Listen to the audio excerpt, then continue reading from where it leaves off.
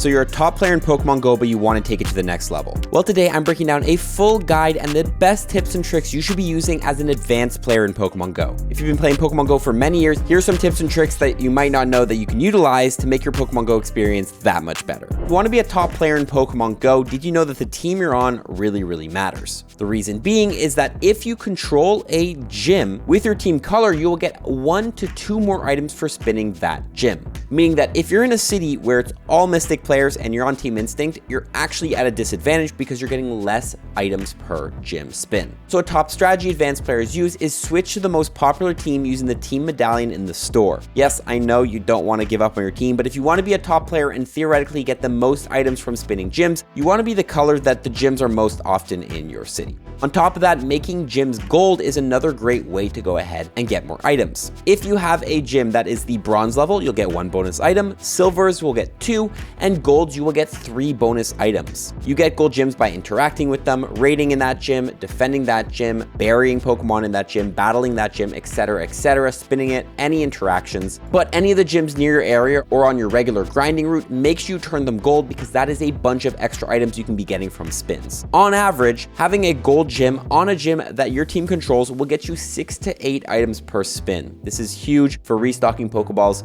Make sure you follow those strategies. Now, did you know that a 15-15-15 IV and a 15-15-14 IV can be the exact same Pokemon? Introducing functional hundos. If you don't know, the HP stat or the stamina stat is the only rounded one in Pokemon Go, meaning that these 2 IVs could theoretically round to the same number. And this is what a functional hundo is. It's a Pokemon that whether it's a 100% IV or a 98% IV with 14 HP will have the exact same stats. So here's some Pokemon that you might already have a 100% IV statistically of, and I will link below this full list. As you can see this chart here, it lists all the Pokemon. Anything with a green square will show you that that is a functional hundo. Now it does change per level. For example, Nidoking is a functional hundo at level 40 and 41, but then at level 50 and 51, if you power it up even higher, it doesn't become a functional. Mew, for example, at level 51 is a functional hundo. Mewtwo at level 40 is a functional hundo. Celebi at level 51 is a functional hundo. Kyogre and Groudon are functional hundos across the board the whole time.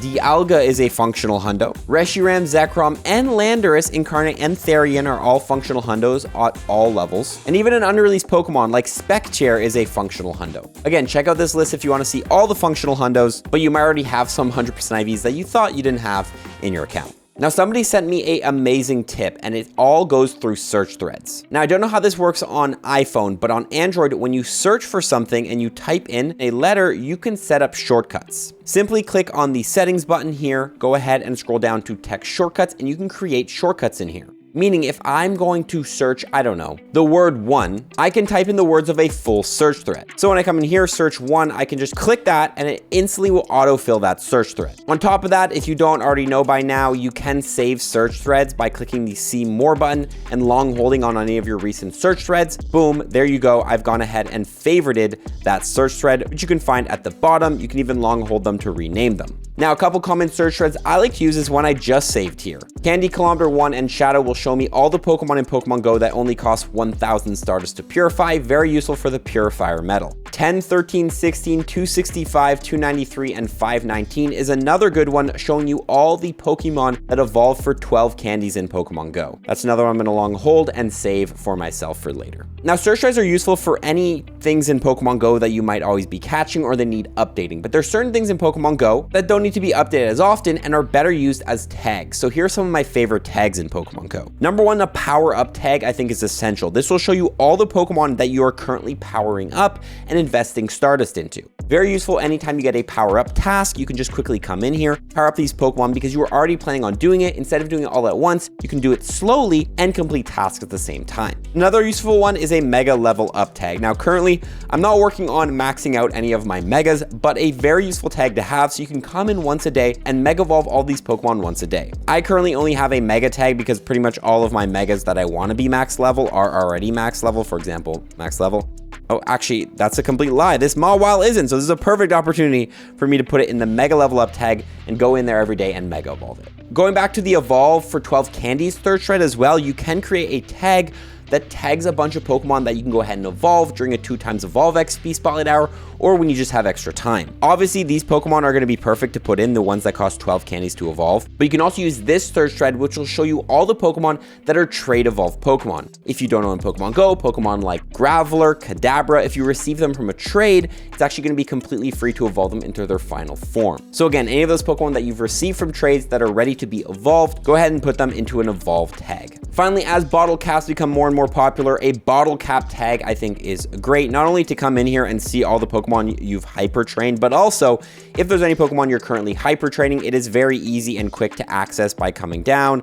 Maybe you want to bring your tag a little bit further up, but then go ahead and do that. And if you don't know, by the way, you can long hold on tags and reorganize them. So if you want this a little bit higher, you can just long hold and bring it up. Now, organizing around there is not the only strategy. In your friends list, as an advanced player, you need to have this organized. Now, how I have my organized friends list is number one, I've named people local. Those are going to be my local players, those people that I can meet up with and trade with. This is very useful because these are the people I'm going to prioritize on opening gifts. I then have winner. These are just people that have won my friend code giveaways that I've done in the past. Stay tuned for more coming. I then have one for creator for any of my creator friends or other content creators. Makes for good lucky trades for content, and a couple other nicknames. Let me know what nicknames you use. When I'm going ahead and opening my gifts, I'll always search interactable and not lucky. This will show me all the friends on my friends list I can go ahead and open gifts from that I'm not lucky with and I haven't interacted with. You can then get even more specific, and I add the local friends list tag, and that makes sure that I'm opening gifts from local players first before others. Now, when I do go and open my friends list every day, remember to go ahead and first of all, use the quick opening gift method by clicking the X button when you go ahead and open a gift. But also remember to pin and unpin gifts every day. Shiny Scatterbug is still one of the rarest shinies in Pokemon Go. So as you're about to open gifts, you might as well click the pin button and unpin button to go ahead and work on pinning postcards towards your Scatterbug encounters. You can get about, I think, 40 pins a day. Definitely worth it for some extra encounters. Finally, another cool thing in the organization that I didn't know until now was that you can now get so much info about Pokemon. For example, coming into Venusaur, if you don't know, you can click over on battle. It'll show you all the type effectiveness, and it will even show you what moves are elite TM moves for that Pokemon. This info was never in Pokemon Go before, but now you can see Frenzy Plant is an elite TM attack on Venusaur, and you can do this with all 1,000 Pokemon or however many have in Pokemon Go. It even has a Pokedex entry, that's nice, and the lightest and shortest. Now, you already know the quick catch technique in Pokemon Go, and it's one you definitely need to know, but do you know the one-hand quick catch technique? Let me show you how to do it. Okay, so let me show you guys how to do the one-hand quick catch. Why would you want to do this? Well, we don't always have access to both hands. Sometimes you're holding something in one hand, but you still want to be able to quick catch. So I've gone ahead, and I don't know if I've created this strategy, but I've kind of learned. I call it the claw quick catch. So the strategy here involves you going ahead and holding the phone kind of straight down with the 3 fingers. You'll then want to go ahead and grab, of course, the thumb, and you actually want to only use 3 fingers to hold the phone because you're going to need your index finger. And this is where the claw comes in. You see, you can actually claw the ball like this. As you have your finger still holding on that berry tray. So now I can go ahead and claw and throw the ball like that, let go, and then simply run, all done with one hand. I'll show you guys one more time on this Audino that won't be caught. I usually will use my pinky, by the way, at the bottom here to go ahead and just make sure the phone doesn't slide down. So kind of 2 fingers holding there, 2 fingers holding there, grab it, swing it, boom, like that, and then do that. If you ever to practice that, again, not everybody has to do it, but that is an advanced way to do the quick catch. Now, did you know you can hatch a 2-kilometer egg in like 380 meters if you use the following strategies? Now, obviously, you're gonna have to wait for a quarter egg hatch distance event, but if you attend a community ambassador meetup, which as an advanced player, you might have already done that. But here's the trick. When you go to a community ambassador meetup, and then you go ahead and join a party during that meetup, you will get 25% less egg incubator distance. And this does stack with any existing bonuses. So for example, 2-kilometer eggs will become 0.38 kilometer eggs, insane. 5-kilometer eggs will become 0.94 kilometer eggs. 7-kilometer eggs will become 1.31 kilometer eggs. 10-kilometer eggs will become 1.88 kilometer eggs, and 12-kilometer eggs will become 2.25 kilometer eggs. Now, this is with a half egg distance bonus already on top of the meetup bonus, but if you want to hatch eggs quickly, consider being in a party during any meetup you go to. Now, that's not the only reason why you want to attend a the Community Ambassador Meetup, because also, if you don't know, you can get some of the rarest Pokemon in Pokemon Go at any point through Community Ambassador Meetups. And it's all through a special field research task that will start to appear for you if you check in at a meetup. Now, once you've checked in at a meetup and you complete the timed research, different Pokestops around the meetup will be able to get you Community Ambassador Research, which those will have the tasks of add a new friend, battle another trainer nearby by scanning their code, or you can battle them from the friends list, it works, hatch an egg, or take a snapshot of your buddy. Everybody's rewards will be the same for these. However, the level of these Pokemon will be random, aka it's no longer locked at level 15, which is normal for a field research task, making these Pokemon super rare, because you could get a level 1 Pokemon from a field research task, which is not common. Now, the encounters from these field research tasks will be Nidoran female Rhyhorn, Zigzagoon, Galarian Zigzagoon, Stunfisk, Galarian Stunfisk, Ralts, Goomy, Chinchou, Oddish, Shinx, Shuckle, Metatite, Poliwag, Machop, Pidgey, Onix, Gibble, Teddiursa, Tangela, Drillbur, Zubat, and Party Hat Squirtle, which means yes, you can get a level 1 Party Hat Squirtle from a field research task,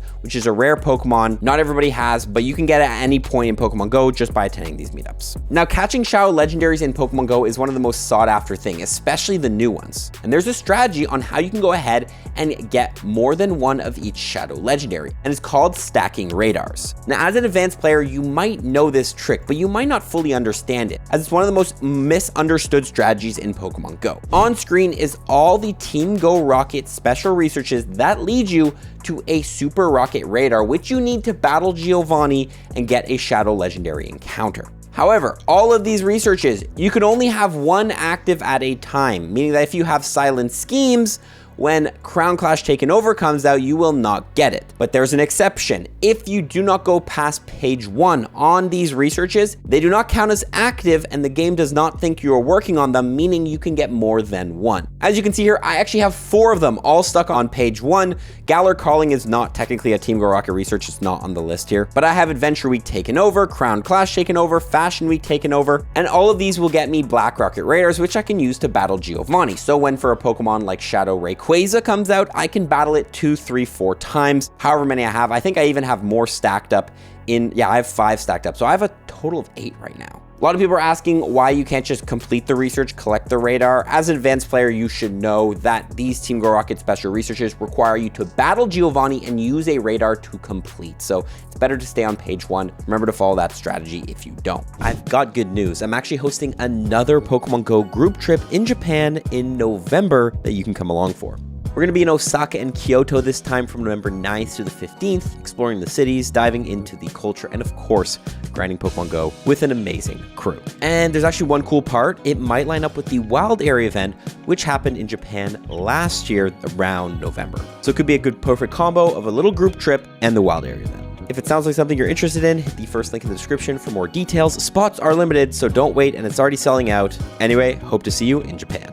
As an advanced player, you need to know about stacking tasks. Now, on screen is a list of all the Pokemon that get you boosted Stardust in Pokemon Go. For example, Persian getting you 700, Alolan Meowth 750, Cloyster 1200 Stardust for catching one single one. Some of these not that common in the wild, but things like Combi 750 Stardust you see pretty often, and Audino, the big one, 2100 base Stardust every time you catch it. Now, of course, this can be increased by catching them during Weather Boost, where you'll get more Stardust, and using a Star Piece. But how do we take this to the next level? And it's called stacking tasks. Any of these Pokemon, which I'll link below the list, that you get from a field research task encounter, you actually want to run from it. This will put it into your stacked tasks. This is a long list of tasks that you can access above your Today view. As you can see here, it says Claim Reward. I can click on that and encounter this Pokemon, hold for leg, at any point. For example, I have a Chimecho.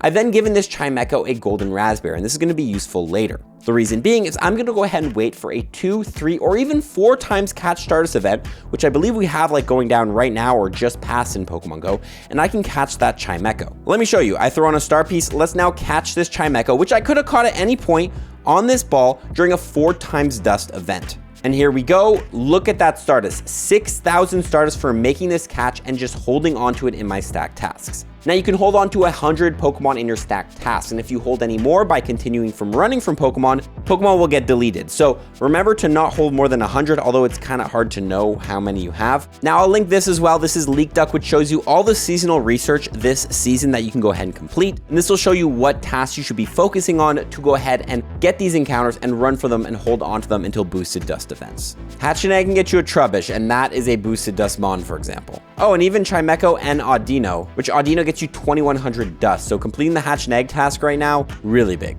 Now, do remember as an advanced player to always do routes. Routes are not only for people trying to collect Zygarde cells, because on your 7-day streak of a route, you can get a elite fast TM. They are rare to get, but they are possible to get. So if you need fast TMs, which most people do, and you want them for free, completing routes on your 7th day, you can potentially get elite fast TMs. Now, as an advanced player, it's very important to know how to get guaranteed lucky trades and manipulate the lucky trading system. Let me break down how to do it because it's a great way to hunt for Shundos. So if you don't know, if one person trades away a Pokemon that is 2019 or older, it will be guaranteed to go lucky with some exceptions. The exceptions is that the trainer who is sending away the Pokemon that is 2019 or less has been involved in fewer than 35 of these guaranteed lucky trades, whether as a receiver or as a sender. Now this counter, invisible counter, is you can't tell it on your account. There's no number, there's no section where you can check it, which is frustrating. So you kind of just have to keep track of how many 2019 or older Pokemon you've given away or been part of a trade giving them away.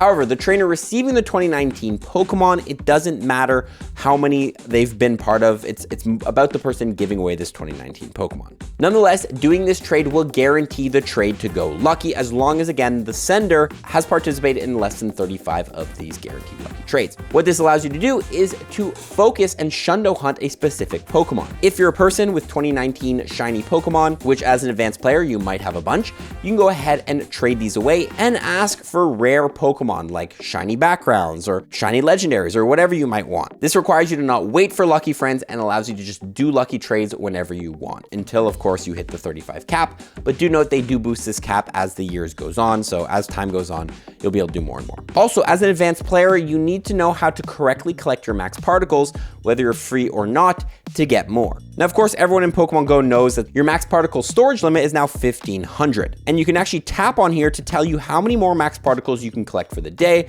which every day you can collect 800. But the max particle storage limit is actually a soft cap, and same thing with the max particle collection limit, meaning that if you only have, for example, I only have 500 more max particles to collect for the day, but I don't know, let's say it's a boosted event and I can collect 800 max particles from interacting with a power spot, I would collect all 800. I wouldn't just get capped at 500 and my storage would go over the limit. So as an advanced player, it's important to know how to do this. The strategy pretty much involves kind of what I've done here, and it's to get your max particle limit to as close as 1500 as you can without going over. Then once you've gone as close as possible, you want to go ahead and probably walk the 2 kilometers that you can walk here, and that will get you those 300 max particles. I can then claim that and get up to, for example, here, almost 1800 max particles as a limit on this day. This can be taken even further. For example, Gigantamax Lapras Max Battle Day is coming up, which you get 800 max particles for interacting with a power spot. If I'm able to go ahead and get as close to my daily limit during that event, which I believe you can collect up to 1600 on that day. So for example, you collect 1500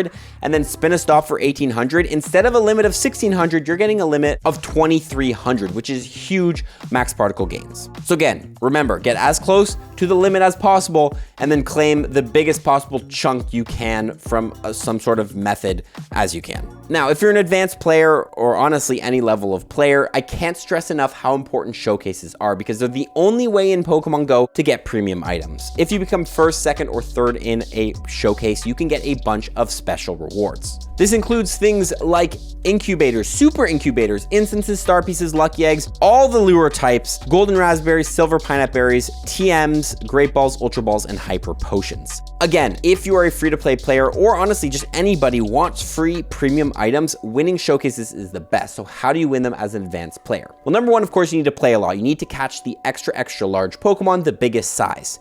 A lot of people like to go ahead and keep them as well, which is not a bad strategy if you have the space, and put them in a tag for later.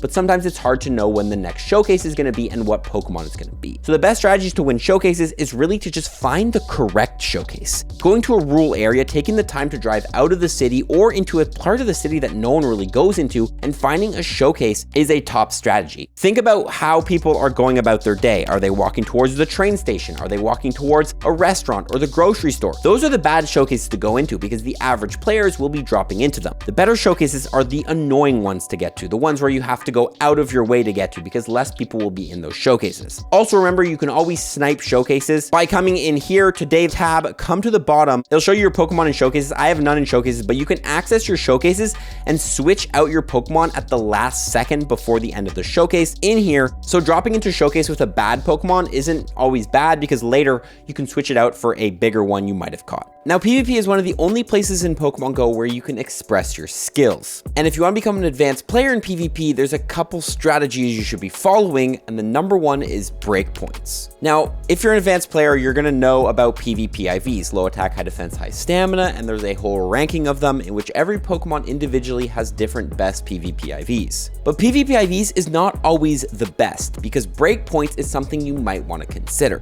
Breakpoints is the point at which one Pokemon's fast move is going to do one more damage to another Pokemon. Now, this is going to be per specific Pokemon, per specific matchup. So the breakpoint for a Sableye versus a Lapras will be different for a Fortress versus a Clodsire. However, why is it important? Well, at certain PvP tournaments or when one Pokemon becomes very meta, it's important to have a dominating matchup. And that one extra fast move you could be doing by reaching a little bit higher of an attack than the rank 1 PvP IV could be the game changer and completely flip the matchup on a Pokemon that you're going to see a lot at a tournament or in the Go Battle League. So how do we find breakpoints? Well, to find breakpoints, we're first going to go to PvP Poke, and then we're going to click Matrix Battle. We're then going to input the Pokemon we want to find a breakpoint for. For example, let's take a look at Fortress. Let's say that's a Pokemon we're going to be using. And I'm going to input 3 Fortresses at 3 different IV sets. Number 1 Fortress, we're just going to stick with this random rank 178 PvP IV. The next one, we're going to go with the rank 1. And the next Fortress, we're just going to go ahead and give it like a much higher attack. Let's say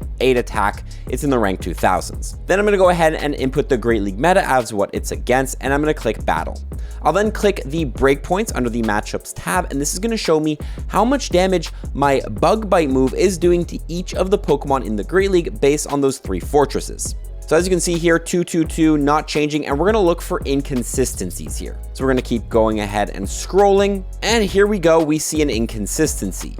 The rank 1 Fortress, the 0915 versus Lapras, does 3 damage each Bug Bite, and the other ones that are a little bit worse ranks, they're doing more damage, they're doing 4 damage. If we actually look at the battle ratings, it actually shows that the rank 1 Fortress has the highest battle rating, which means it has the worst matchup, because the lower the number here, the better matchup it has. So we found a breakpoint for Fortress versus Lapras. So say Lapras is very common in a tournament, this is when we want to consider building a different IV'd Fortress instead of the rank 1 or high ranking one. So next I'm going to come into battle single battle. I'm going to put in Fortress versus Lapras, and I'm going to click battle. It's going to do its thing. I'm going to scroll down. I'm going to look for the breakpoints and bulk points section. This is going to show me what we just learned, that you can either do 4 or 3 damage to a Lapras with a Fortress. And to guarantee that you're going to be doing 4 damage for Lapras, you need to make sure that your Fortress has an attack stat of at least 113.87.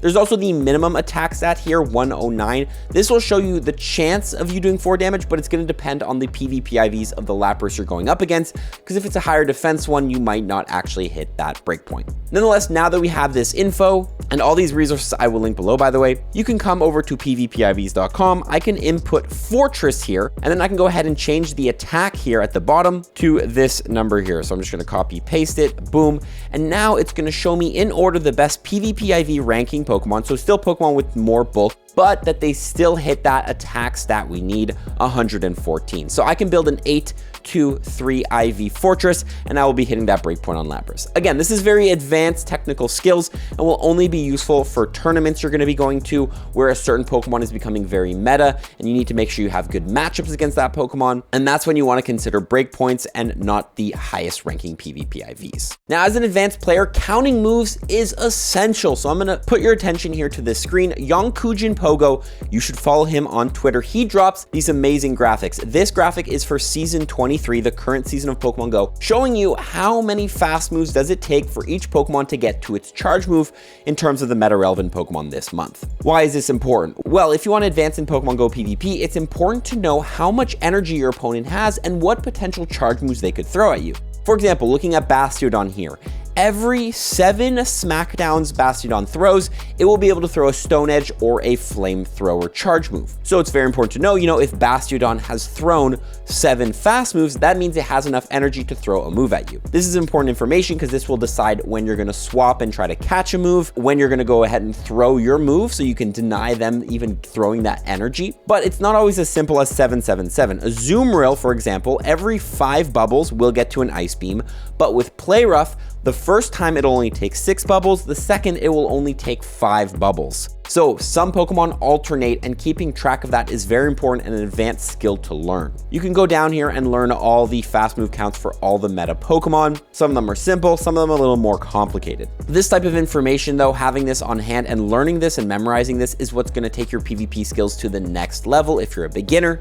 because it'll allow you to make much more intricate moves and completely know how much energy your opponent has dominating the matchup. But you can take this even further, because when you throw your charge moves is actually going to decide whether you win or lose a matchup. In comes move timing. As an advanced player, you should know that moves go on a turn system in which there are 1 turn fast moves, 2 turn, 3 turn, 4 turn, and 5 turn. 1 turn counts as 0.5 seconds, so a 5 turn move, of course, is 2.5 seconds, just as a refresher. But if you throw your charge move at the same time that your opponent is starting another fast move, so on the first turn of their whatever turn fast move, that opponent will sneak through a whole fast move. For example, if you throw a charge move right as your opponent is starting a 5-turn fast move, they're getting 5 turns of free energy. To counteract this, you actually want to throw your charge moves 1 turn before your opponent is finishing their fast move. This will allow you to maximize the amount of energy you're getting from your fast moves without letting your opponent sneak in extra energy. Now on screen, and I will link below, I have charts showing you the optimal times to throw your fast move depending on what turn your fast move is and your opponent's fast move is. For example, here we can take a look. 1 turn versus 1 turn, doesn't matter, they're always going to be sneaking in because you guys are completely in sync. If you have a 1 turn fast move and you're going up against someone with a 2 turn fast move, you always want to throw it right before they're ending their 2 turn fast move. So you want to throw 1 fast move and then throw your charge move, 3 fast moves and then throw your charge moves, 5 fast moves and then throw your charge moves, etc, etc. 1 versus 3 turns, same thing goes, 1 turn before they end of their fast move. So at 2 fast moves, 5, 8, 11, 14, and it goes on and on for the same. It gets a little more complicated though when you're using a 3, 4, 5 turn fast move or something that is just not perfectly even. For example, 3 turn fast moves versus a 1 turn fast move doesn't matter, they're always going to sneak in a move, but a 3 versus a 2 turn fast move, you actually want to throw 1 fast move and then throw your charge move. As you can see here, you're going to throw your charge move 1 turn before the end of their second fast move. So you want to throw 1, 3, 5, 7, 9 for 3 versus 2 turns. 3 versus 3 doesn't matter, they're always going to sneak in because you're in sync. 3 versus 4 turns, you want to throw 1 fast move and then your charge move, or 5 fast moves and then your charge move. I have graphics for every single turn scenario that you can check out to learn more about this. And if you want to dive deeper into this subject and you're confused, I will link below a video that breaks it down even more. Finally, as an advanced player, it's important to know how people play Pokemon Go in PvP, and specifically how you can take advantage of this. When a new Pokemon drops, for example, Solgaleo is in raids right now, and Solgaleo is ranked 4 in the Master League. Everybody's super excited to use that new Pokemon, get that new Pokemon, and try it out in PvP. So taking advantage of this is an amazing way to win. For example, if I was doing the Master League right now, which I don't believe Master League is available right now, but if Master League was, or next time Master League is, I would go ahead and use things like Rhyperior, Ho, Landorus, Palkia, Origin Form, things that beat Solgaleo, because everyone will just have their new 100% IV level 50 Solgaleo they're going to want to use in PvP, so you can take advantage of this. Same thing goes for any time there's a new Pokemon dropping or a new Pokemon releasing in the wild. For example, if Tinkatink gets put in the wild, everyone's going to be using that in the Great League. So overall, take advantage of the meta based on what is being released. Guys, watch the other video on screen. If you learned something from this one, you will learn something from that. And let me know any advanced tips and tricks that you might know in Pokemon Go that could be useful for some veteran players, and follow for more tips. Peace.